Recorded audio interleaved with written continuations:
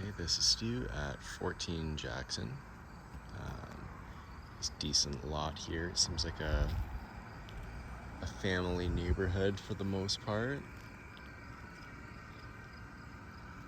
Varying degrees of estates, the homes around here.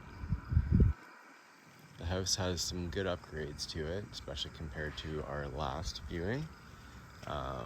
The roof appears to be done completely.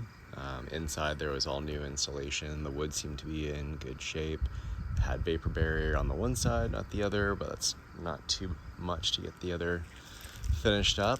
But most importantly is this nice new metal roof on the top there. That's going to have a nice life expectancy of many decades yet. They say up to 50, I believe, for metal. It would have to depend on what kind it is. Siding at the front appears to be relatively new, but a little bit older on the side.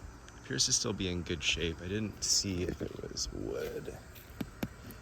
Some kind of old school plastic or potentially a light tin. Sorry, sun in the eyes. Sneeze. Apologies. I think that's a tin on the siding there. Not the oldest windows. They appear that they were done maybe in the last 10 years. And the concrete block foundation, I didn't notice anything strange on my little perimeter I did. Side gate in from your driveway here. Did seem like a bit of a skinny driveway, so it would be interesting to see if there's a survey or something, kind of make sure that's protected. But it appears to be a road where people are parking on the side of the street with no signage, so that's fine. There are eaves and drainage, cute little shutters. Flashing's done everywhere. I think whoever did this knew what they were doing. So the quality of work has dollars of its own. Same product on the side for siding and everything. Your meter there, electrical going up the top. We do have a laundry room electrical panel though, which is great. No strange spots. Check out the yard in a little bit.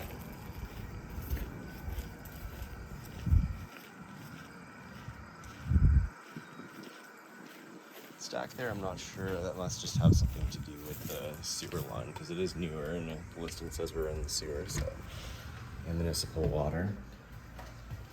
We come into the home. There's a bit of a foyer here. The nice depth to your coat closet there.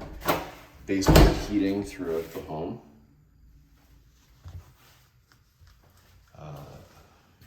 Quite a mixed bag of flooring materials.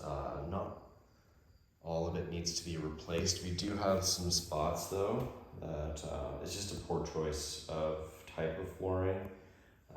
Sort of blistering out. It's all pretty flat, so I don't know if it would be weird to paint a product like this as opposed to replacing it. With all the different types of flooring in the home, I don't think it would be the worst design decision.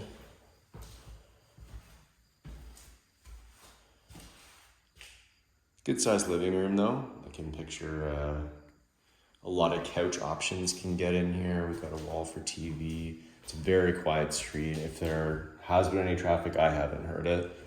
But I do believe we're probably dealing with better materials on this home though.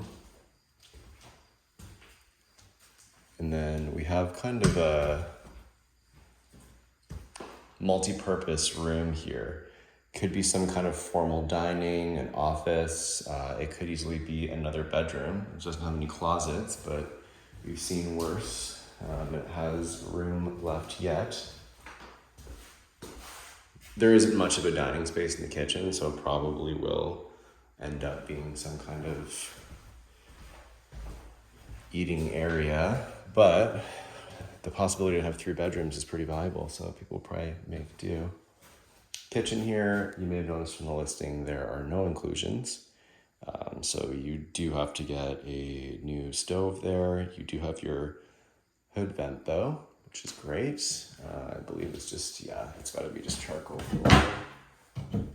That's fine though, just charcoal filter. And a spot for a fridge. Oh yeah, there's your electrical there for that. It's pretty tight in here. I'd probably want to get it measured out. Just roughly though, it is approximately 2'10", so 34 inches it appears. I can double check that.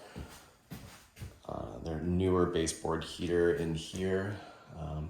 They're not super expensive to replace, but they do seem to rack up electrical bills. Could be the right size home to have split minis heating it, or a wall furnace or something. You have a really large laundry room. We'll go check out the bathroom first here though. Some newer-ish finishes in here, like our sink, our toilet. The vanity is unfortunately missing a door, but it is relatively new.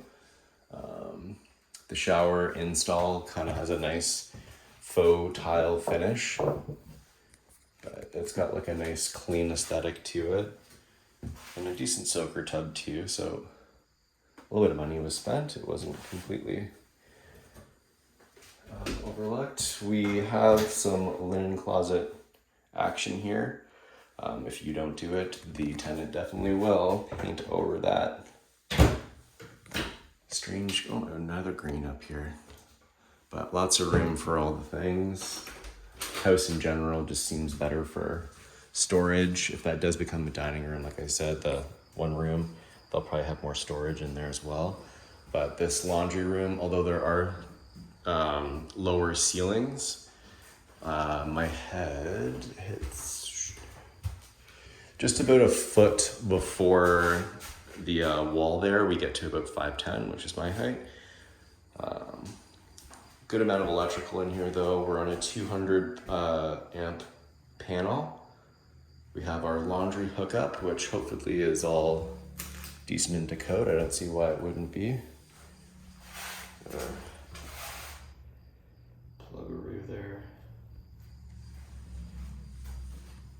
And a view of your panel. Not the newest thing in the world, but I believe that's a decent brand. So for its time, I think it may have been very reasonable.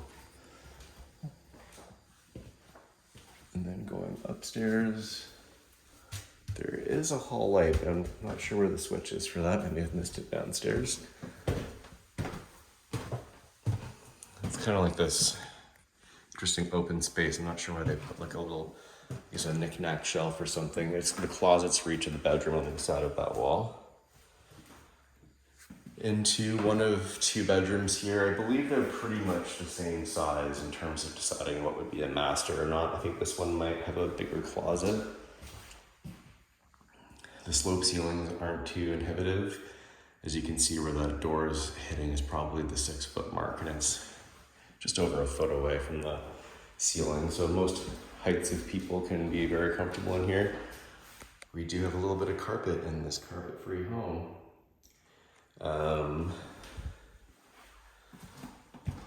It could be cleaned up a little bit in here, I think, to make someone feel better about keeping their clothes in. The paint can definitely be brought up to modern times and de-smurfified. Very smurfy.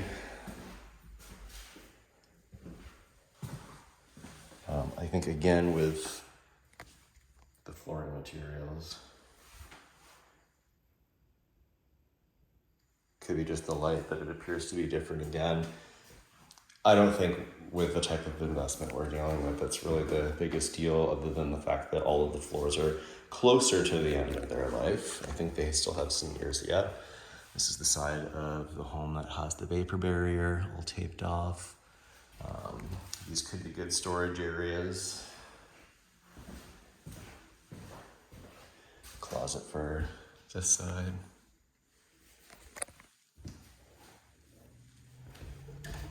And the hatch into the side where I noticed the vapor barrier was kind of lacking a little bit. Don't think I can use a flashlight while in this mode though. But I will report if I see anything.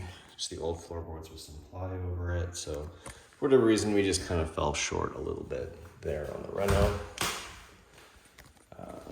You do want that vapor barrier.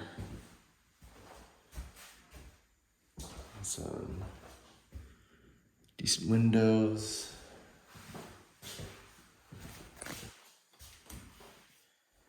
Yeah, that's the main part of the home. Let's take a quick dip into our crawl space. Where are you, light switch? I'll have to find that later. So no bathroom up there. You will have to come downstairs to use the washroom. But that's apartment living.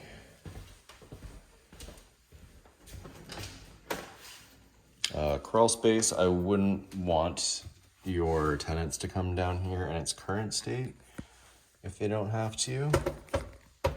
Don't think there's reasons for them to come down here. There's just stairs that are pretty rickety, and the pitch on them is insane.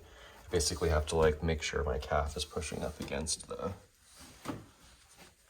stair to make sure I'm on it. All right, down here, it looks a little rough, but it's just parging coming off. So I don't think at first glance there's a major issue there. It looks like this egress window could potentially have been replaced earlier. There's just some swelling and stuff that happens, and obviously water and temperature changes are creating moisture as well. There's a couple little egress vent type things out on the outside of the foundation. You can see they just covered that with insulation on the inside. I believe that should be fine. Joist span seems to be decent with good floorboards. A sump situation here. I can't tell if there has been some flooding down here, just judging the line on the hot water tank. I want to look into why that might be happening, especially given that we're on a sewer. We have a crawl space area there that's pretty inaccessible, but just at what I could glance, everything seems to be fine. We've got a main beam that might come under criticism from a home inspector because it's an important one for holding the home, but I think the way it's all sistered together, it's probably totally fine. Just typically you go for a one solid beam or iron situation, but this is a bunch of boards that have been kind of nailed together. I think that's everything from down here, which would conclude the inside of the house. But you have not seen the yard yet. Oh, the stairs are something.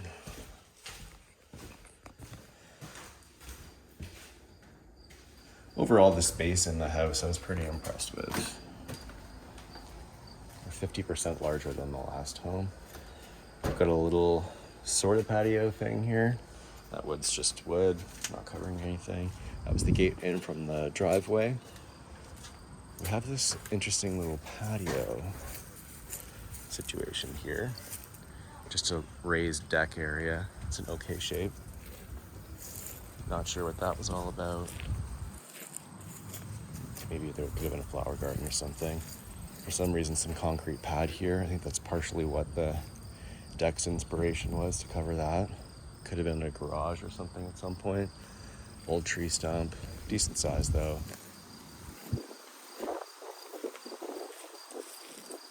Looking fine from the back too. It's that egress we were looking at on the basement from the outside. A little outdoor electrical. Not GFI, which will probably get flagged if it's even live. Not the biggest deal in the world though. Yeah, this is our yard. And the tour. Thank you very much for watching.